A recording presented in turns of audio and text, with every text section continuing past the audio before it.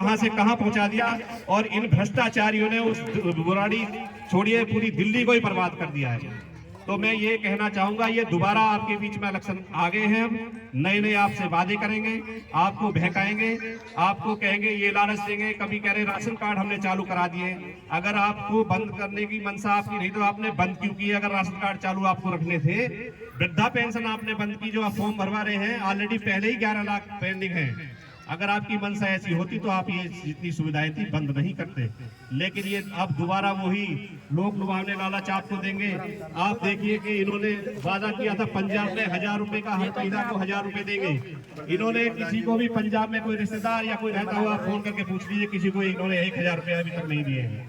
तो मैं माताओं बहनों से जरूर गुजारिश करूंगा कि इनके बहकावे में नहीं आना है।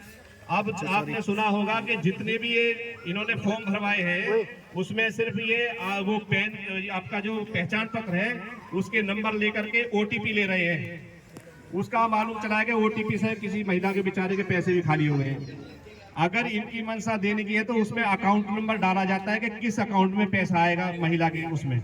तो ये बहका रहे हैं, इनके बहकावे में कुछ नहीं आना है। फिर ये दोबारा आ गए हैं दुगुडुई बजाने के लिए और फिर आपको बहका के आपसे वोट ले लेंगे। 5 साल फिर और बेड़ा गर्क हो जाएगा बुराड़ी का।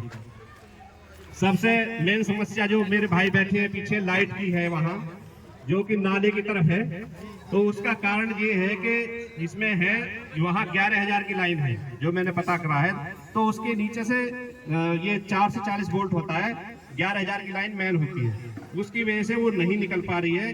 तो मैं आपसे ये वादा करता हूँ, ये जो आपका 33 फीट का जो नाला है ये हनुमान मंदिर से लेकर के और इसे हम पुश्ते में मिलाने का काम करेंगे। आपको मैं ये वादा करता हूँ, आज अगर आप लोगों का आशीर्वाद मुझे मिला तो मैं इसे 33 फीट का रोड बनाऊंगा, सीधा आप यहाँ से पुश्ते से निकल जाएंगे।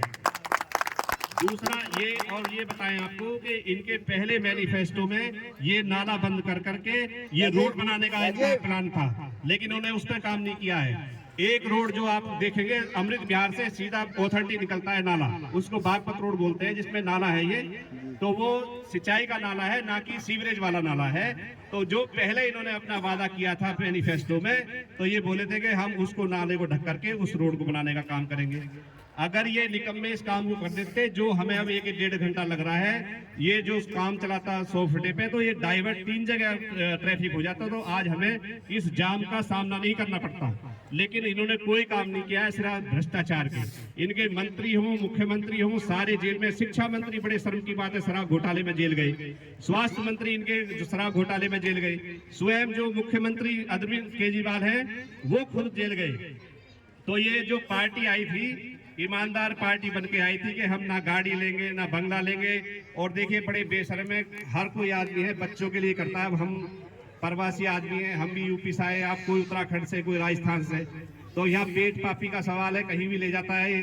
अपने बच्चों के पढ़ाने लिखाने के लिए हम यहाँ प्रवासी बन के बैठे हुए हैं, तो बच्चों के लिए तो हम इतनी मेहनत कर रहे हैं सुबह से शाम तक, वो किस लिए? हमें क्या करना है? पेट पालना है, बच्चे पालने हैं।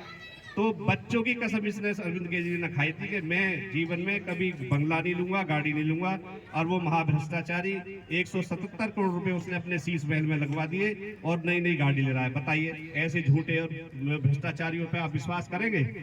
तो मेरा कहने का सिर्फ यही मकसद है कि ये जितने बड़े भ्रष्टाचारी और झूठे हैं, अन्ना आंदोलन जब शुरू हुआ था तो इन्होंने ये कहा था कि शीला दीक्षित ने ये भ्रष्टाचार किया है, शीला जी ने ये भ्रष्टाचार किया है, शीला जी जेल जाएंगी, सोनिया गांधी जेल जाएंगी। भगवान देखिए करता है न्याय, वो तो नहीं गई शीला जी जेल, ना उन पे कोई आरोप सिद्ध हुआ, लेकिन खुद जो कहते थे वो खुद ही जेल चले गए, उनके मंत्री जेल चले गए।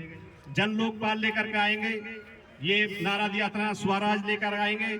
जो स्वराज पहले मांग रहे थे, पहले वही नेता इन्होंने लात मार के बाहर निकाल दिया, स्वराज तो हो गया खत्म।